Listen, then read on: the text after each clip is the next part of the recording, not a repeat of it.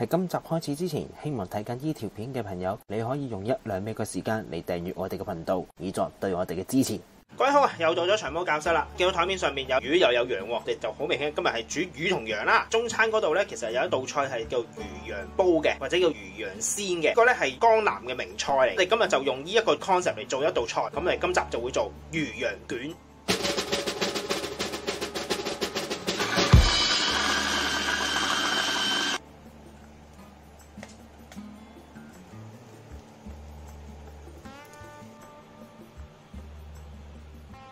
做呢個魚羊卷咧，咁我哋除咗魚同埋羊之外咧，我哋另外會再加蝦。咁啊蝦我哋就會打咗去做 muesli， 然後釀入去中間嗰度嘅。我哋先處理咗條魚先，4塊 fillet 咧就已經起咗出嚟啦。跟住我哋要做嘅就係將呢4塊 fillet butterfly 咗佢，即係點咧？而家做一次俾大家睇。咁首先我哋收一收齊個尾先，將呢個頭去一去。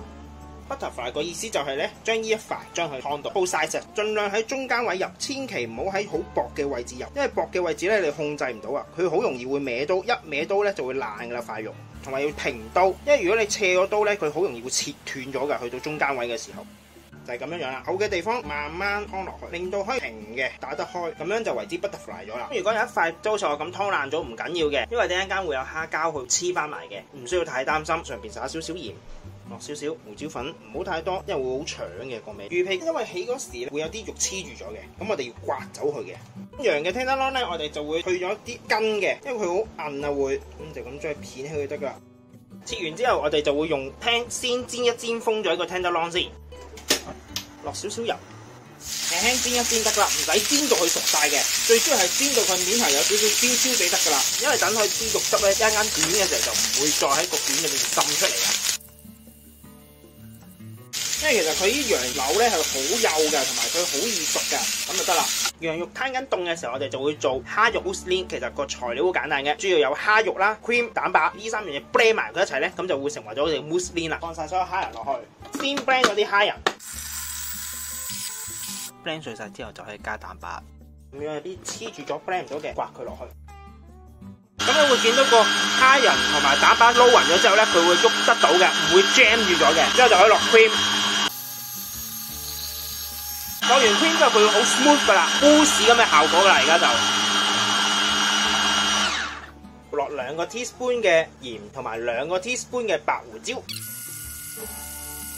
家就嚟試味啦。咁試味嘅話係點樣樣咧？咁我冇理由鑑生拍落口噶嘛，係咪先？呢個生噶嘛而家，咁好簡單嘅啫。我哋會煲一個滾水，然後我哋就會用一隻匙羹仔滗少少擺落去。呢個動作咧就有少少似我哋打邊爐整墨魚滑啊。咁我哋就擺落去煮熟佢之後咧就試味，咁樣浮咗面咧就得噶啦。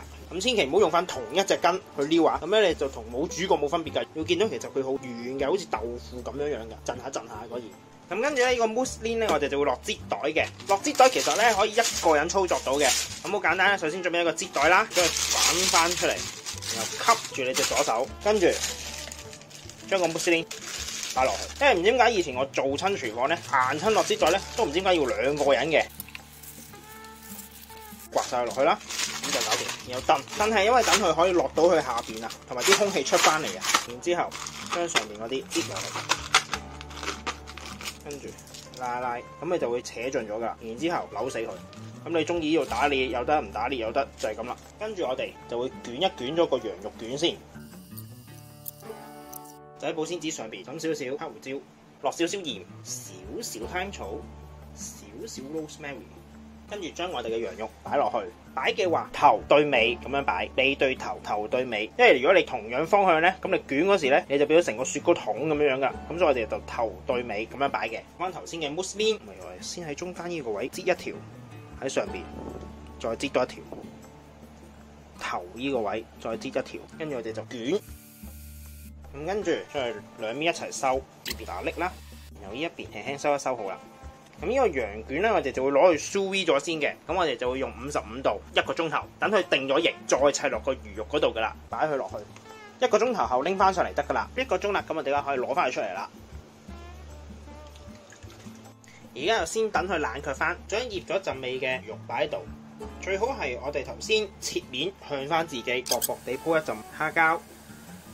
鋪得太厚你捲唔起嘅，一陣間會，因為其實等佢黐住嘅。然後將羊肉卷擺上去。然後同樣慢煮55度1個鐘頭。最後我哋就會用魚皮去捲翻我哋個羊卷啦，將我哋嘅魚皮鋪咗喺砧板上面先，將個魚羊卷擺落去。咁樣因為咁樣斜啊嘛，咁我哋就咁樣擺，將個收口擺喺下邊，然後用繩紮住佢，因為驚佢個魚皮喺煎嘅時候咧會散開，先喺中間紮起，紮個又唔好咁實。千祈唔好辣死佢，因為咧你個魚肉已經係半熟嘅啦，咁一大力辣落去咧，有機會爛嘅啦會。然後我哋就會成嚿攞去煎噶啦。我哋會用剩低嘅魚皮做一個脆魚皮去做裝飾嘅。我哋先喺個底盤嗰度鋪張紙，然後落少少油，捽一捽喺上邊，落少少鹽，少少嘅胡椒粉，將塊魚皮擺上去，盡量攤平，然後再喺上邊搽翻少少油，同樣落少少鹽，少少胡椒粉。擺另外一張喺上邊，焗嘅時候用一個架紮住佢，因為你魚皮煮嗰時會捲起或者收縮嘅。你如果有嘢紮住佢咧，咁佢就可以保持住係一個平面嘅狀態㗎啦。焗出嚟之後，我哋會用200度焗佢最少10分鐘嘅。而家已經10分鐘啦，攞咗出嚟啦可以。然後我哋可以將面頭嗰個 wrap 拎開啦。而家佢仲有少少濕嘅，咁係正常，因為你紮住咗。我哋可以將塊魚皮反一反轉，因為佢而家定咗型噶啦，唔會縮噶啦，咩就咁擺落去啊，可以。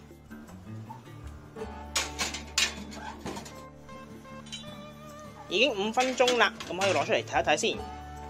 見到個魚皮咧，其實已經脆晒噶啦。唔攤嘅話咧，只需要將塊魚皮擺喺個架上邊，攞嚟吹一吹乾佢。咁呢啲就係我哋片出嚟嘅魚肉啦，將佢片薄整成魚片乾。嚟到最後，我哋就會煎呢個魚羊卷噶啦。咁有一個小技巧嘅，因為我哋嗰個魚羊卷咧，我哋未有個魚皮喺出邊嘅，但係我哋因為片咗個皮，我哋再包翻去啫嘛。煎魚大家都知嘅，好容易會黐底甩皮呢啲情況出現嘅。咁以前我哋做餐廳嗰時啦，咁我哋有陣時會用扒爐噶嘛，即係 flat top。咁有時我哋煎魚或者可能個扒爐太污糟嘅時候，驚佢黐啊嘛，真係會。咁我哋咧就會鋪張 parchment 喺上邊，咁就可以防止到個問題噶啦。咁喺屋企亦都可以有一個做法嘅。我哋先準備一個 pan， 落少少油先。然後冚張 parchment 落去，轉一個圈。咁你張 parchment 咧，因為有油啊嘛，咁佢咪可以黐住咗，又唔會飛嚟飛去咯。因為如果你唔黐住張 parchment 咧，一陣間你煎嗰陣時咧，張 parchment 咧就好容易着火噶啦。再喺 parchment 上邊落油煎，咁跟住我哋就可以開火。正常做法啦，跟住就會係，如果想再香啲，可以落少少牛油。牛油用晒之後，就可以將個魚羊卷擺落去，煎晒咁多面就得噶啦。每邊煎去15至20秒就夠噶啦，純粹上色嘅啫，等個皮可以熄火，然後有一入焗爐，輕輕焗一焗佢。咁而家10分鐘啦，可以將個魚羊卷攞翻出嚟。咁個魚羊卷已經攤咗10分鐘啦，而家可以拆繩，就拖開中間俾大家睇一睇。大家睇到呢層咧就係蝦 mousseline 嚟嘅，咁呢個咧就係羊肉，外邊嗰層咧就係魚肉，最頂嗰層就魚皮。呢個就係我整嘅魚羊卷啦。咁呢個就係魚羊卷配自製薄荷醬啦，咁希望大家中意啦，咁我哋下集再見，拜拜。